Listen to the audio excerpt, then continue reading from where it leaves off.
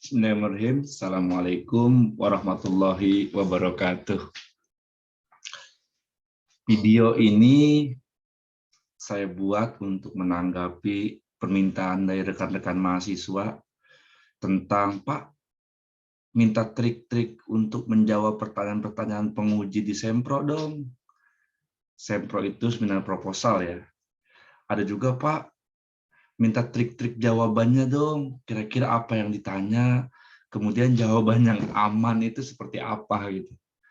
Makanya konten ini saya buat untuk sekedar share saja tentang hal-hal apa saja yang mungkin akan menjadi bahan diskusi antara mahasiswa, calon peneliti dengan dosen yang menguji seminar proposal atau sidang skripsi, mungkin sidang munakosa. Sebetulnya tidak terlalu berbeda jauh. Hal-hal yang biasanya menjadi bahan diskusi. Oke, kita masuk.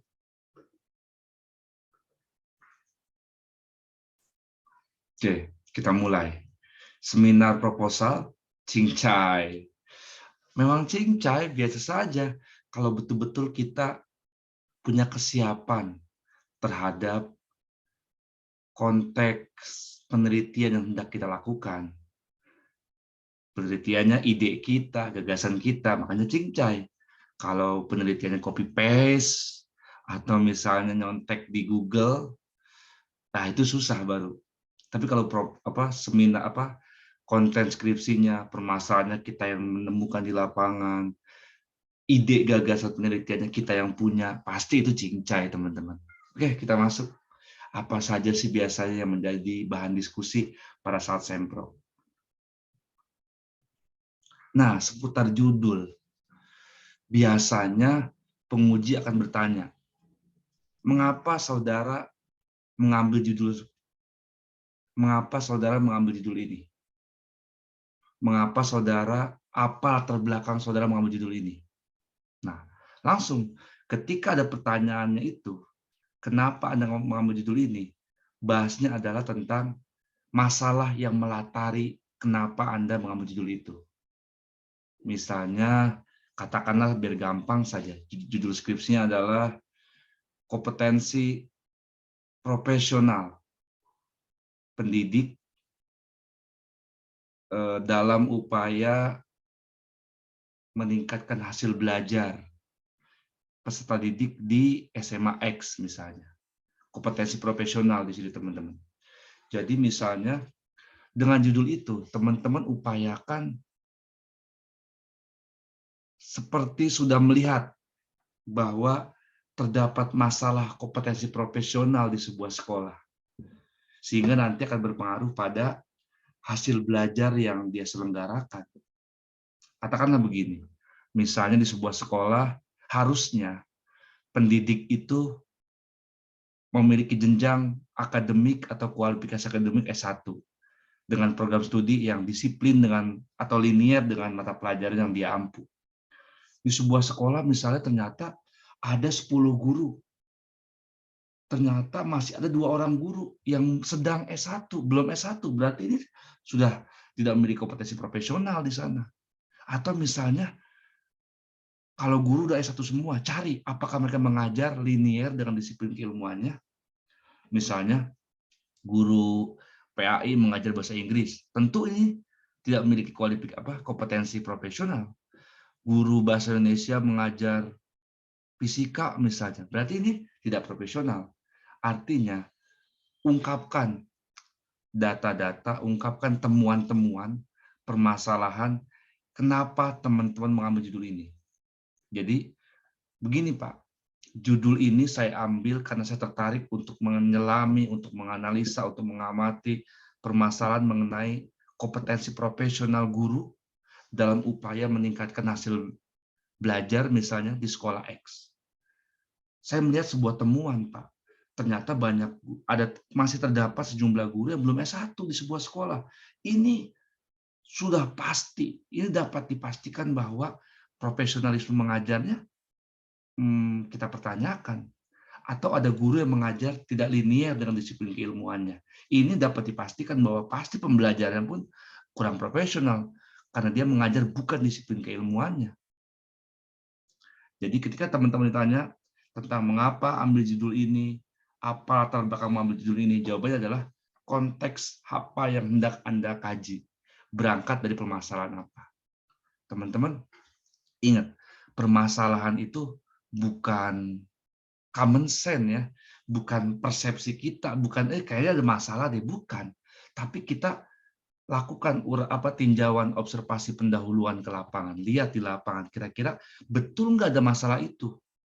Nanti repot kalau misalnya mengada-ngadakan masalah. Pas nanti mengumpulkan data, nggak ada di sana datanya. Repot kan? Makanya idealnya sebelum teman-teman buat proposal, teman-teman sudah ada observasi pendahuluan, sudah ada tinjauan pendahuluan ke lapangan, melihat betul nggak ada permasalahan tersebut di sekolah tersebut, di lokus tersebut. Kalau ada nanti enak, tinggal langsung pengumpulan data. Kalau nggak ada, segera mencari tempat yang kemungkinan disitulah permasalahan kita ada.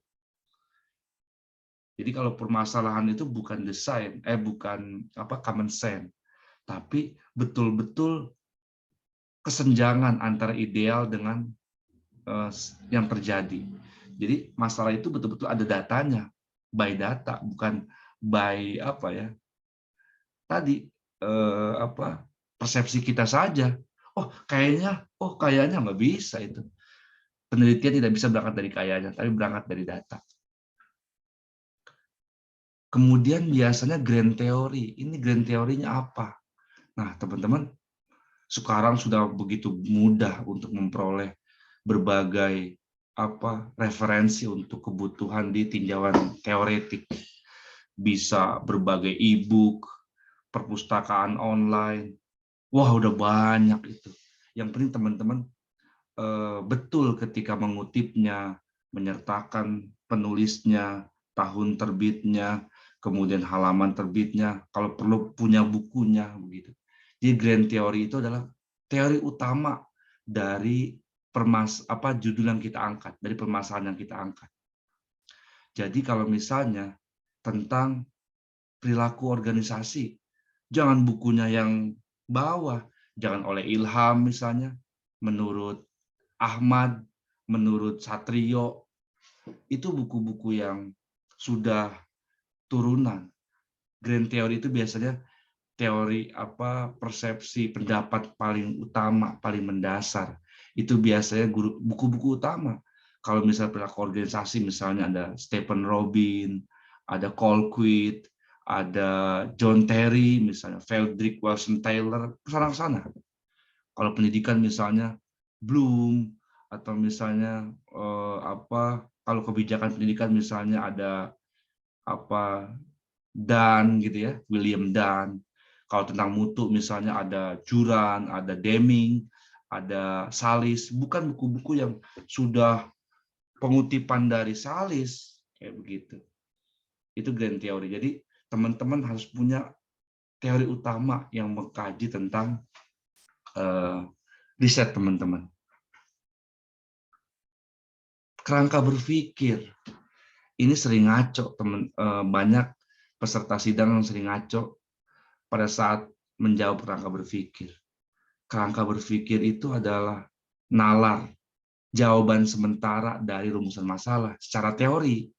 Misalnya begini, teman-teman berhipotesa bahwa terdapat pengaruh positif antara kompetensi profesional guru terhadap hasil belajar. Nah, cari teori yang betul-betul bicara tentang itu.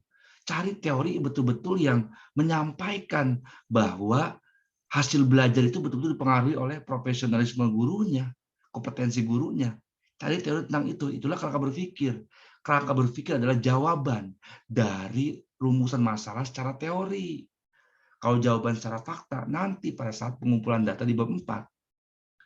Nih teman-teman, rumusan masalah harus sama jumlahnya dengan tujuan penelitian.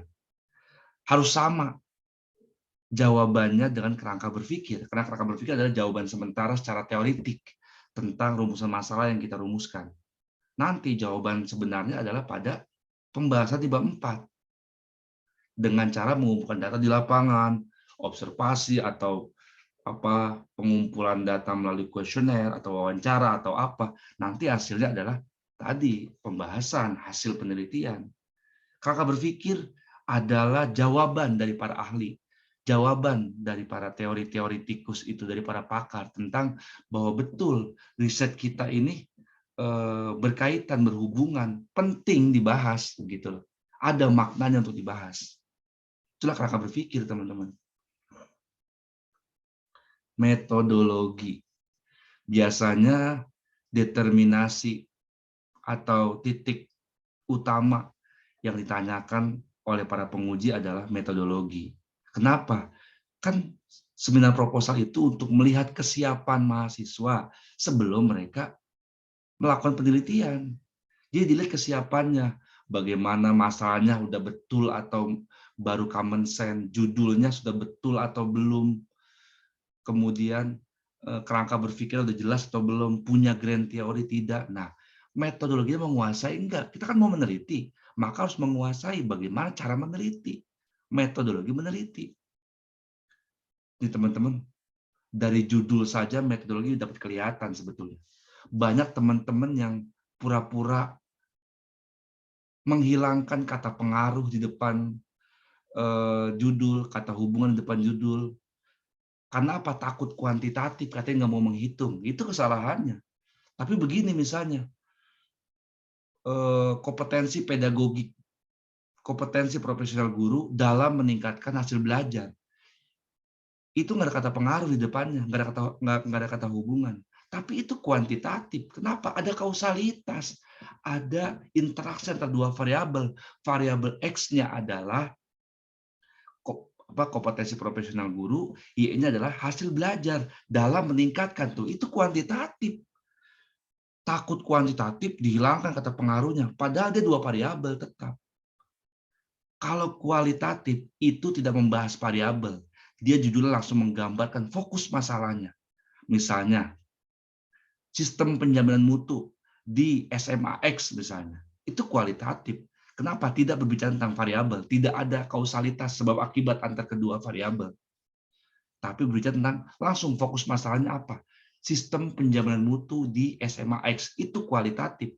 Tapi kalau misalnya efektivitas penerimaan peserta didik online dalam meningkatkan itu kuantitatif, jumlah pendaftar di sekolah X, atau misalnya aplikasi penggunaan aplikasi Zoom meeting dalam mendukung proses pembelajaran, itu kuantitatif walaupun tidak ada kata pengaruh depannya, tapi ada dalam meningkatkan, dalam apa, dengan apa, untuk apa, ada hubungan antara dua variabel, ada keterkaitan antara keduanya. Jadi teman-teman, dari aspek metodologi itu udah ketahuan dari judulnya sebetulnya. Jadi harus tepat dengan cara apa, dengan metode apa kita lakukan penelitian. Misalnya kualitatif. Kualitatif berarti dengan cara apa diteliti. Kualitatif itu teman-teman menguraikan, mengkaji secara komprehensif, menganalisa secara komprehensif tentang suatu permasalahan. Biasanya untuk mengumpulkan data, utamanya adalah observasi. Ingat teman-teman, kualitatif itu utamanya observasi. Karena apa? Karena instrumen pada si kualitatif itu adalah si peneliti sendiri. Dia datang ke lapangan, dia ikut terlibat di sana, dia terlibat dalam proses tersebut, dia amati, itu observasi. Observasi itu bukan cuma duduk, ngeliat, bukan, tapi sambil mengamati hal yang terjadi di lapangan. Combine-kan, hubungkan dengan materi yang ada, dengan teori yang ada. Oh, ini harusnya guru itu punya kompetensi profesional, kompetensi pedagogi, kompetensi kepribadian, sosial. Ternyata di lapangan nggak ada nih. Buktinya apa? Cari buktinya. Wawancara, unit analisisnya, subjek penelitiannya wawancara. Jadi observasi utama nggak cukup dengan observasi, dukung dengan wawancara. Di wawancara masih ada subjektivitas si objeknya. Ternyata kita masih perlu dukungan dari dokumentasi. Ada kan pengumpulan dokumen-dokumen yang terkait dengan penelitian kita. Jadi dalam kualitatif utamanya itu wawancara. Utamanya adalah observasi, dukung wawancara, dukung dengan dokumen jika diperlukan. Sedangkan untuk si metode kuantitatif itu dia kan bukan fokus masalah, dia berusaha mengambil generalisasi yang umum menjadi yang khusus. Orang 1.000 orang, populasinya pakai sampel. Sampel itu seolah-olah mewakili si populasi tadi. Populasi 1.000 masuk rumus, misalnya dengan menggunakan rumus Lovin, muncullah misalnya 100. 100 ini seolah-olah mewakili, itulah kuantitatif, teman-teman. Mengambil generalisasi dari sampel terhadap sebuah populasi. Itu metodologi kuantitatif.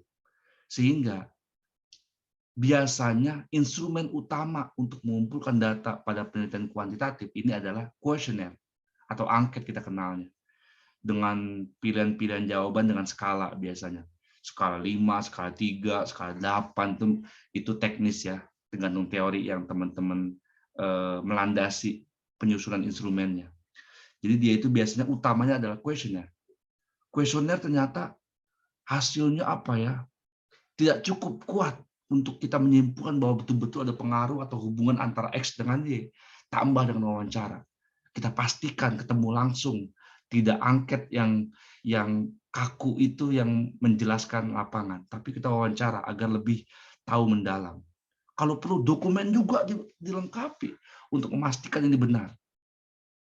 Itu adalah hal-hal untuk persiapan teman-teman yang hendak melakukan seminar proposal. Wilayah-wilayah itu biasanya yang menjadi titik pertanyaan yang selalu keluar. Baik teman-teman, semoga bermanfaat, santai saja. Intinya tadi, ketika proposal skripsi itu teman-teman buat sendiri, menemukan masalah sendiri, teorinya betul-betul punya, sumber dasarnya punya, metodenya benar, maka enjoy saja seminar proposal itu. Yang buat pusing kalau semuanya copy paste, tidak mengikuti kaidah keilmuan. Wah, ada skripsi orang nih di kampus anu, pakai di sini diterima lagi sama kaprodinya misalnya oleh pembimbingnya. Ayo buat, gampang tinggal copy paste dari yang ada. Itu pusing nantinya. Kenapa? Kita tidak merasa prosesnya, teman-teman. Itu terima kasih atas perhatiannya. Assalamualaikum warahmatullahi wabarakatuh.